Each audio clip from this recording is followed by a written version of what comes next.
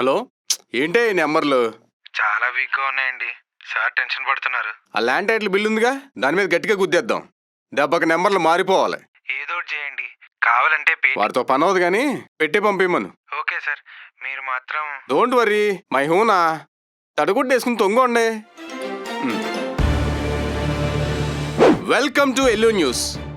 మీ కళ్ళు పచ్చగా మా గుండె వెచ్చగాకు స్వాగతం. ల్యాండ్ టైటిల్ గుండె హెడల్.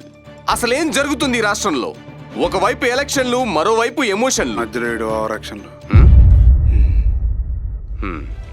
ఒక్కోసారి ఈ రాష్ట్రం ఏమైపోతుందో అని భయమేస్తుంది. ల్యాండ్ టైటిలింగ్ స్కామ్ తీసుకొచ్చి జనాల్ని మోసం చేసి వాళ్ళ భూములను ఆక్రమించేస్తున్న అక్రమ ప్రభుత్వం. నువ్వు చూసావా? ఎక్స్క్యూజ్ మీ, నువ్వు చూసావా అని అడుగుతున్నాను నేను. లేదు, నాకు తెలుసు. మరి చూడకుండా తెలియకుండా ఎలా చెప్తారు నువ్వు? అసలేంటండి ప్రాబ్లమ్? ఏంటి ప్రాబ్లమ్? Security, security! ఇలా గుడిసేడేంటి? Cut cut cut cut cut చేసావు అనుకో ఇంకా పడుతుంది. అవును రే, నువ్వు న్యూస్ రాస్తావా సేకరిస్తావా? రాస్తాం. సరదాగా ఒక ఆట ఆడదామా? ఏంటది? నువ్వు రాసిన సొల్లు చదువు, అది తప్పు అయితే ఒకటి పడుతుంది. ల్యాండ్ టైటిలింగ్ యాక్ట్ లో జడ్జిలకు సంఖ్యలు, అధికారుల చేతిలో భూములు. ఒక్కేం కాదు, ఆ? భూమి మీద వివాదం ఉంటే టైటిల్ రిజిస్ట్రేషన్ అధికారి దగ్గరికి వెళ్ళొచ్చు, కోర్టుకి వెళ్ళొచ్చు. కోర్టు నిర్ణయం వచ్చాకే అధికారి నమోదు చేసుకుంటారు తప్ప కోర్టులను కట్టేశారు, అధికారులకు ఆ హక్కులను ఇచ్చేశారు అన్నది శుద్ధ అబద్ధం.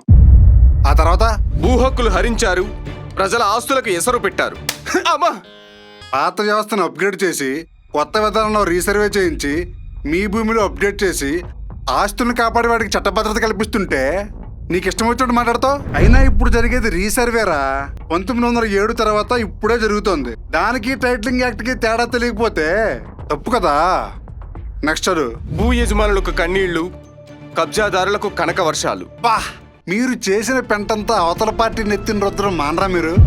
అప్పుడు బాబు ఉన్నప్పుడే వెబ్లాండ్ విధానం పెట్టి ఇదిగా నిశానిగాల్లాగా రికార్డులన్నీ తప్పులు తడకలు రాసి ఎవరి ల్యాండ్ మీద ఎవరి టైటిల్ ఉందో అర్థం కాకుండా చేశారు. ఇప్పుడు జగనన్న కొత్త విధానంలో ఈ సమస్యలే లేకపోగా కబ్జాలు కాకుండా కరెక్ట్ పట్టాలు ఇస్తుంటే కన్నీళ్ళు, కనక వర్షాలు అనే రైమింగ్లు, సొల్లు ఇంకేం రాసుకొచ్చావు? భూమిని తాకట్టు పెట్టుకుంటే ప్రభుత్వానికి చెప్పాలట, మన అప్పుల వివరాలన్నీ పట్టబయలు చేయాలట. ఇది ప్రభుత్వమా? శబాష్, బాగా చెప్పారా. నువ్వే ఒక భూమి కొన్నావు అనుకో, ఆ అమ్మినోడు ఆ భూమి మీద అప్పులు చేసి నీకు అమ్మి జారుకున్నాడు అనుకో, ఏం చేస్తావు? కేసు వేస్తాం. అవసరం లేకుండా ముందే చెప్తే అమ్మేవాడికి కొనేవాడికి క్లారిటీ ఉంటుందిగా. మరి నీకు నొప్పేంట్రా? పారం దేశాల్లో కూడా ఉంది. మన దేశంలో నీతి ఆయోగ్ ఇచ్చిన నిబంధనల ప్రకారమే తయారు చేసింది. ప్రెసిడెంట్ గారు కూడా ఆమోదం ఇచ్చారు. మీ పచ్చ పార్టీగా లేసిన ఉచ్చు నుంచి బయటికి తేడం గారు ఈ విధానం అంటున్నాను. అయినా బీజేపీ మీకు కొత్త చుట్టం కదా, దమ్ముంటే పోయి వాళ్ళని అడగండి, జగనన్నని కాదు. ఇంకేముందా? ఎందుకు లేవు? మీ ల్యాండ్ మీద నిరూపించుకోవాలట. 2 ఏళ్లలో అవ్వకపోతే మీ ల్యాండ్ గోవింద. చీకట్లో సర్వేలట, వాళ్ళకే వాటిని కట్టబెడతారట. అసలు రే, నీ భూమి పోయిందా? లేదు. మీ వాళ్ళది ఎవరిదైనా పోయిందా? నో. పోనీ ఎవరిదన్నా పోయినట్టు ఉన్నావా? జగనన్న లాక్కుండా అని చెప్పారా? లేదే. మరి ఎందుకురా సొల్లు చెప్తావు? భూమి మీద వివాదం ఉంటే పరిష్కరించి రిజిస్టర్లో పెడతారు, వివాదం లేకపోతే డైరెక్ట్ గా వాళ్ళే రిజిస్టర్లో పెడతారు. ఎవడి భూమి మీద వాడి హక్కును పోనెవరు, ఎవడి చేతుల్లోనూ మోసపోనెవరు. మరి ఎవడైనా వచ్చి భూమి నాదంటే కోర్టుకు పోనివ్వకుండా అధికారులే జడ్జిలు అయిపోతారా? పోనీ చచ్చి చెడి కోర్టుకు పోయి ఆర్డర్ తెస్తే 15 రోజుల్లోపు చెప్పకపోతే చల్లదా? నీ కడుపు మంట నాకు అర్థమైంది.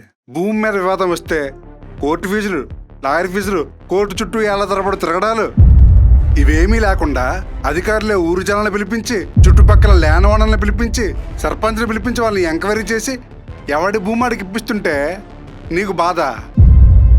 కోర్టు ఆర్డర్ వచ్చాక అధికారులకు చూపిస్తేనే కదా రిజిస్టర్ చేసేది. చూపించకుండా ఇంట్లో పెట్టుకుంటే అదేమన్నా గుడ్లు పెడుతుందా, లేదంటే కొత్త భూములు ఇస్తుందా? నీ పిచ్చి పచ్చ.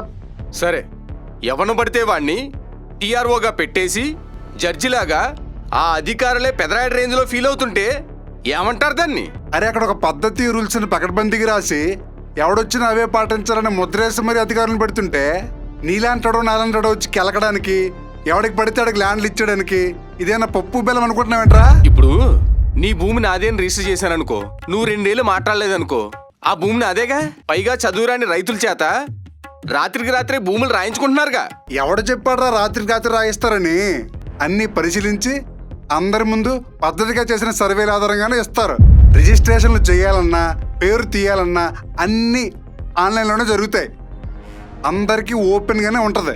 ఆ మాత్రం తెలియదురా మీకు? అయినా సరే ఈ పార్టీ చేసింది కాబట్టి అది తప్పే. రేయ్!